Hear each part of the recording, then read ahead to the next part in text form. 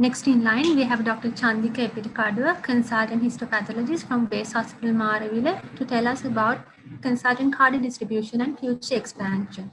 Over to you, sir. Good day to all of you. My lecture today is about consultant card distribution and future projections.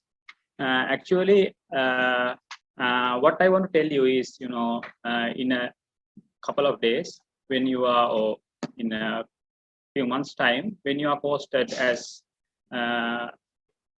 post-intern medical officers, what will happen to you is you will be ending up in some peripheral station or some isolated place. So you will be having little bit of issues with your day-to-day activities, as well as you will feel little bit bored and you will feel isolated. So at that time, you might think that I should do some sort of postgraduate in order to get out from this issue or get out from this sort of isolation. So at that time, there are some points which you have to think about. When you are doing what are you going to do about your further development in your career? You have to match the things with your present social status and expectations, and present economic status and your future goals, and how much time and energy and money you are willing to sacrifice on your education, your willingness to contribute to medical education, your willingness to accept challenges as a unit head, a leader, and or an administrator. And there are some 2 points I am going to add it as the last slide. So you will come across the same slide somewhere in the closer to the last slide, right? What are the options you are having? As a person who is going to do postgraduates, you will do an MD, where you are going to be a consultant. At the same time, you can do a diploma or an MA or MSc, and you can be, the third option is going to be, you can be satisfied with what you have got. That means you have got an MBBS or equivalent degree. So you can be satisfied with that and be a great medical officer for the rest of your life. So this is the best time to plan yourself, because at present you are a relief medical officer, most of you are, and you can work in certain institutions or units where you can, which will be beneficial for the rest of your life when you are going to plan it. And at the same time, this planning should happen at the time of selecting your internship and at the time of selecting your post-intern appointment. And why I am highlighting these points are there are few reasons. When there are some entry criteria given for these MD programs, and as of today, all post-intern medical graduates, post-intern doctors should have at least 1 year of post-intern period mandatory for their MD program. At the same time, they should have experience during internship or post-internship period in some of the fields. If you are going to do general medicine, hematology, or ophthalmology, you should have at least 6 months medicine internship training. At the same time, if you are going to do pediatrics, you should have 6 months pediatrics training. If you are going to do surgery, you should have 6 months internship or post-intern surgery training.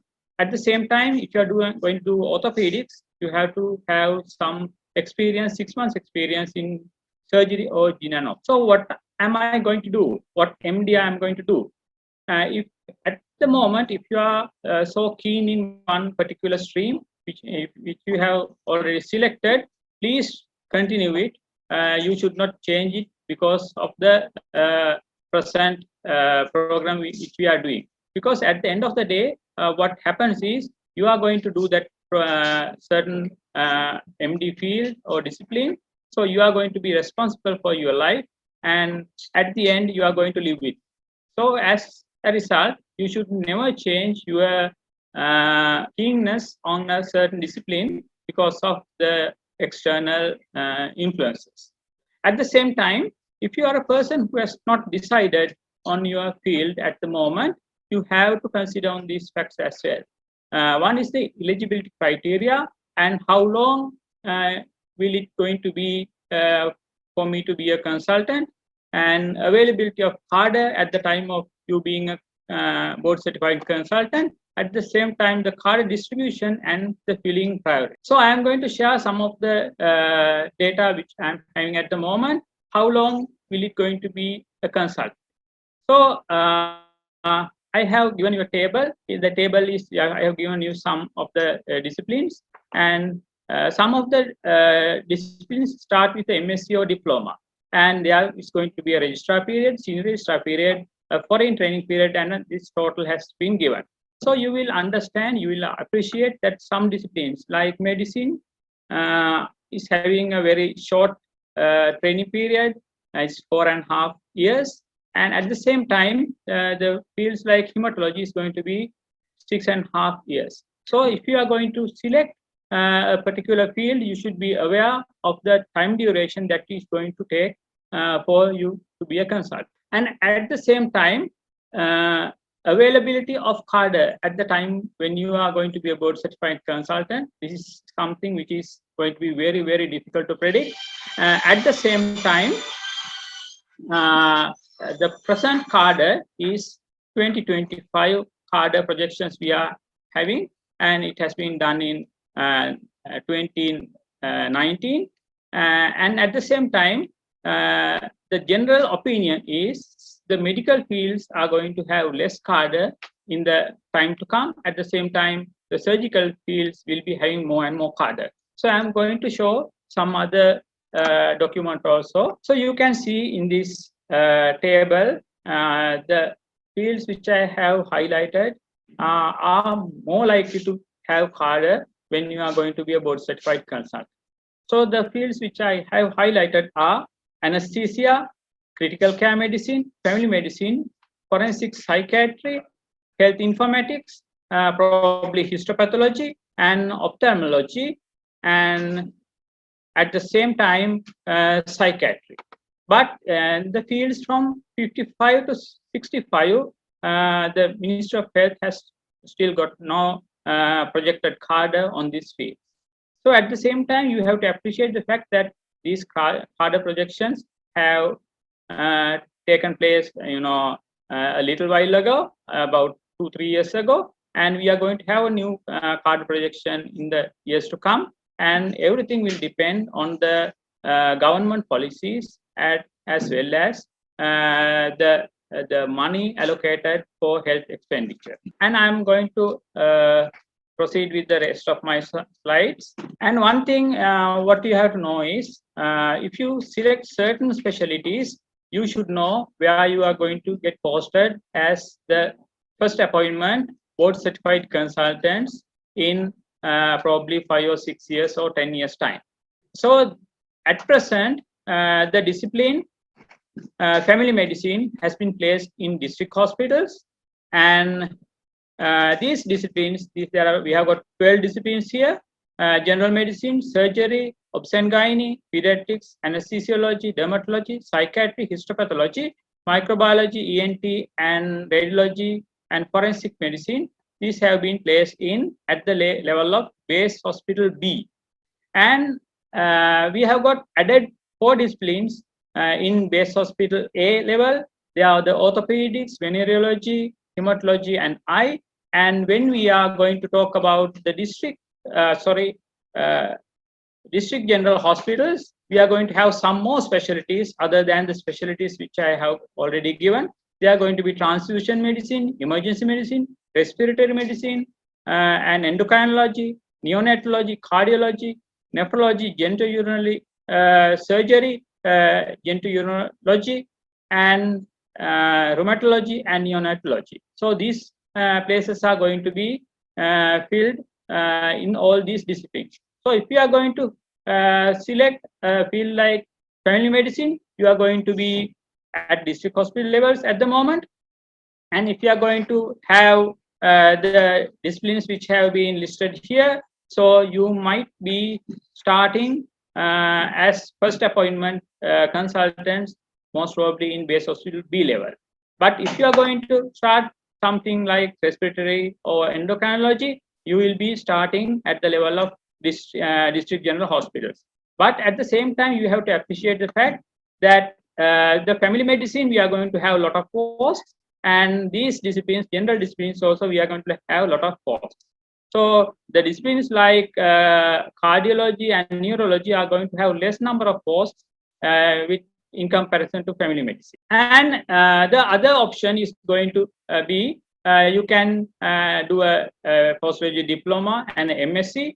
So you should know that there are diplomas which are or MScs that are not leading to the MD, and at the same time there are diplomas and MScs which are going to lead to MD qualifications at the end. So if you are in doubt whether I am going to select, it's going to be a good thing to select a diploma which is ending at that the same level, or something leading to MD. I think the best thing is to go for a diploma which will lead to a MD at the end, because then if you don't want to go for a MD, you can stop at the level of a diploma. And the third option is going to be you can be satisfied with the qualification which you are having at the moment. That is going to be the MBBS or an equivalent degree, but it is not going to be a bad option as well, because you are not going to have any exams, and at the same time you can get involved in CME and CPD activities, and you can get yourself updated. And these are the important things which you should know, because some of our doctors, they do postgraduate exams during their their first appointments as medical officers, because they want to get rid of the station which they are posted to. So that should not be a reason to do the postgraduate exams, because I will give you some examples. So this is the average time duration that has taken place for a consultant to be formed. In average, it's going to be in more than 9 years, it is going to take you to be a consultant. If you are going to be anesthesiology, it's going to be 8.9, and it's going to be pediatrics, it's going to be 9 years plus. These things are the actual figures which has been taken by collecting data. I agree that the theoretical time duration is not matching with this, but this is the actual time which has been taken. So it's going to be average 9 years. And at the same time, if you are going to be a consultant and going to come to a preferable station, like let's say you are going to willing to come to Colombo district, it will take 16 years for a consultant who is past, who has board certified anesthesiology from their first, post intern, appointment. So it's going to be 16 years, and pediatrics is going to be 20 years after you are going to be posted as a post intern. So this is the time duration is going to take. So just based on the fact that you want to get out from your station, don't start any postgraduate exams, because I'm going to show you the annual list of grade medical officers 2020, and you can appreciate in the list that even the last person who was in the annual list had more than 500 options to choose from. And at the same time, this is the list of the people who have not applied.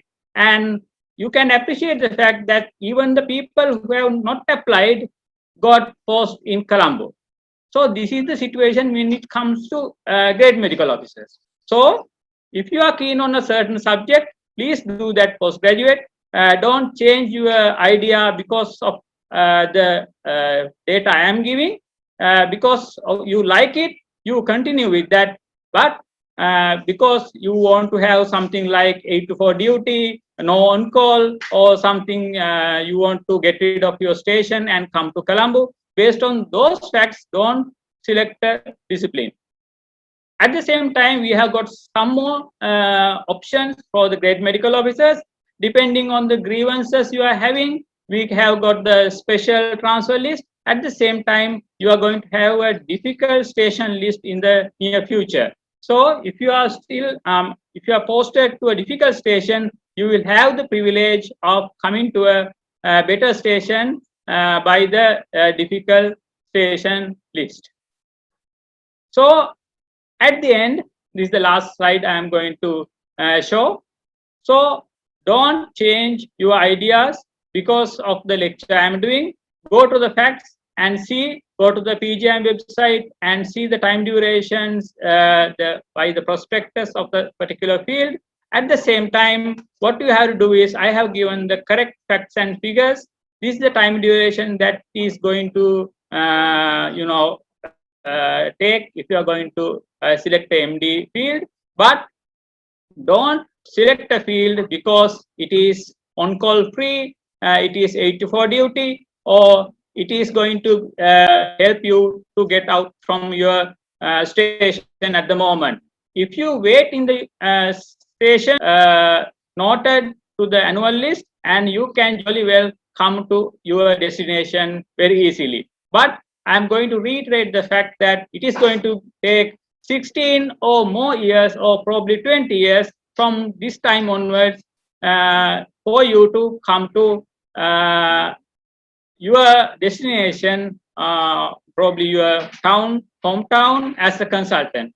But you may have some temporary relief as a trainee somewhere in Colombo, but at the end you will be posted once again as a consultant to a peripheral station.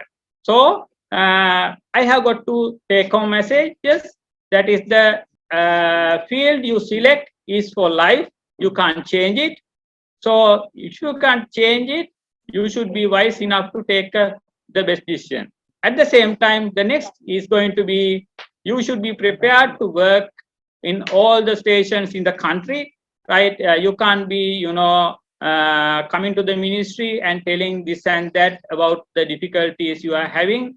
Because I also have faced the same situations. I have worked in Batiklo, I have worked in Kilnochi, and I have worked in Tamuttegama. So I know the difficulties we are facing there. I agree with all the things, but if you are going to select a postgraduate degree, you are going to be a consultant, you should have the courage to face all the problems in the peripheries and make that place a better place for the next consultant to come. Thank you very much. Thank you very much, sir, for sharing your deep knowledge with us. Your session was full of enthusiasm and valuable knowledge. Please accept our small token of gratitude presented by Dr. Dinesh Ranasinghe.